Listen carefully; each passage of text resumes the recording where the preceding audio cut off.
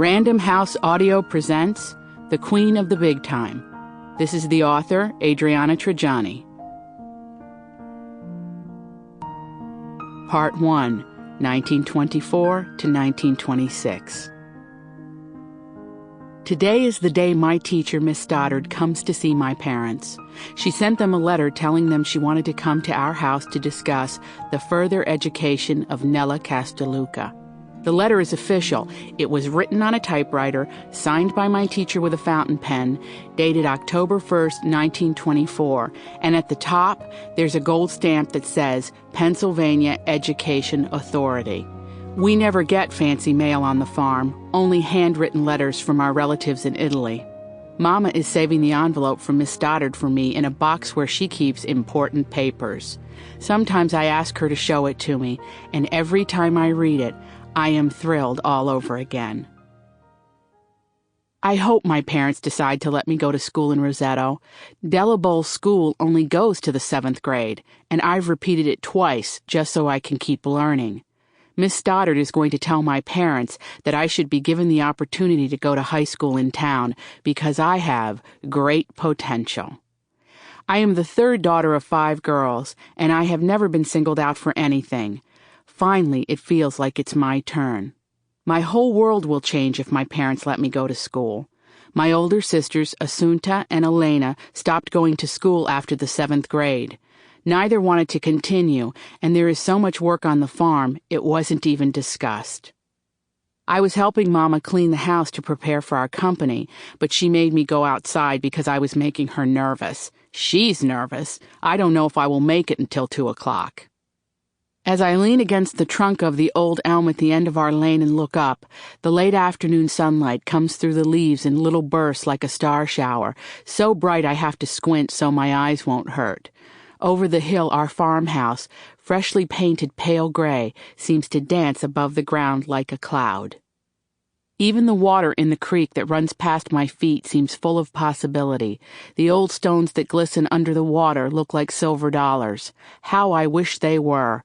I would scoop them up, fill my pockets, and bring them to Mama so she could buy whatever she wanted. When I think of her, and I do lots during the day, I remember all the things she doesn't have, and then I try to think up ways to give her what she needs. She deserves pretty dishes and soft rugs and glittering rings. She makes do with enamel plates, painted floorboards, and the locket Papa gave her when they were engaged. Papa smiles when I tell him about my dreams for Mama, and sometimes I think he wishes he could give her nice things too, but we're just farmers. If only I could get an education, then I could get a good job and give Mama the world. Papa says I get my brains from her. She is a quick study. In fact, she taught herself to read and write English. Mama spends most nights after dinner teaching Papa to read English, and when he can't say the words properly, Mama laughs, and then Papa curses in Italian, and she laughs harder. Nella, Mama calls out from the porch. Come inside. I carefully place my bookmark in the middle of Jane Eyre, which I am rereading for the 3rd time, and pick up the rest of my books and run to the house. It doesn't look so shabby since the paint job, and the ground around it is much better in autumn, more smooth after the goat has eaten his fill of the grass. Our farm will never be as pretty as the houses and gardens in town. Anything that's pretty on the farm is wild.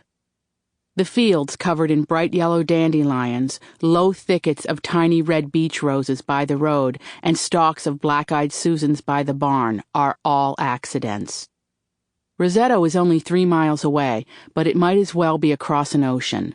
When the trolley isn't running, we have to walk to get there, mostly through fields and back roads, but the hike is worth it. The trolley costs a nickel, so it's expensive for all of us to ride into town. Papa knows I like to go into town just to look at the houses. Roseto is built on a hill, and the houses are so close together they are almost connected. When you look down the main street, Garibaldi Avenue, the homes look like a stack of candy boxes with their neat red brick, white clapboard, and gray fieldstone exteriors. Each home has a small front yard, smooth green squares of grass trimmed by low hedges. Orange, yellow, and purple bachelor buttons grow along the walkways in rows. On the farm, the land has pits and holes and the grass grows in tufts. Every detail in Roseto's landscape seems enchanted, from the fig trees with their spindly branches to the open wood arbors covered with white blossoms in the spring, which become fragrant grapes by summer. Even the story of how Roseto became a town is like a fairy tale. We make Papa tell the story because he remembers when the town was just a camp with a group of Italian men who came over to find work in the quarries. The men were rejected in New York and New Jersey because they were Pugliese and had funny accents, which Italians in those places could not understand. One of Papa's friends saw an ad in a newspaper looking for quarry workers in Pennsylvania, so they pooled what little money they had and took the train to Bangor, about 90 miles from New York City, to apply for work.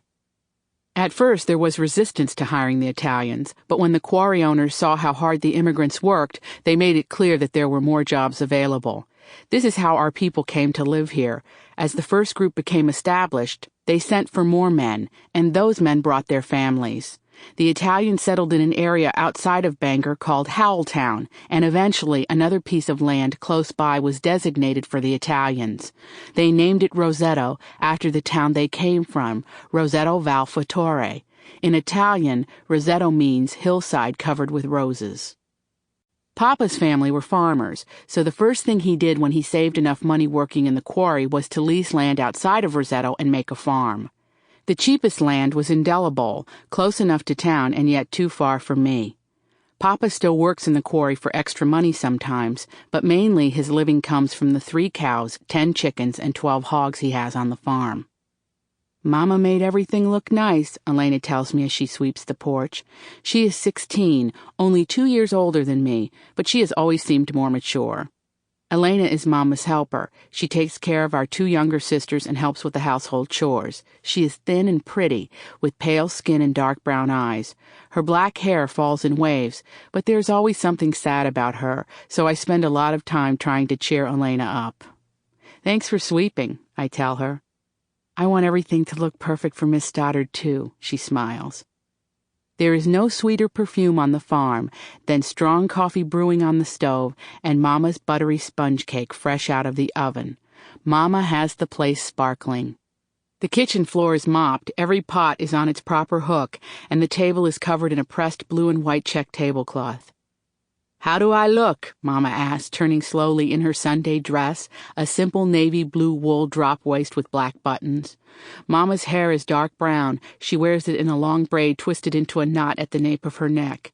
She has high cheekbones and deep-set brown eyes. Her skin is tawny brown from working in the fields with Papa. "Beautiful." Mama laughs loudly. "Oh, Nella, you always lie to make me feel good, but that's all right. You have a good heart." Mama pulls a long spoon from the brown crock on the windowsill. She doesn't even have to ask. I fetched the jar of raspberry jam we put up last summer from the pantry. Mama takes a long serrated knife, places her hand on top of the cool cake, and without a glitch slices the sponge cake in 2 lengthwise. Mama separates the halves, placing the layers side by side on her cutting board.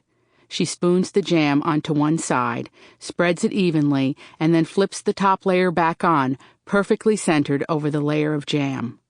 Finally, she reaches into the sugar canister, pulls out the sift, and dusts the top with powdered sugar. "Now, is this good enough for your teacher?" Mama asks as she lifts the cake onto her best platter. "It looks better than the cakes in the bakery window." "Is the teacher here yet?" Papa hollers as he comes into the house, the screen door banging behind him.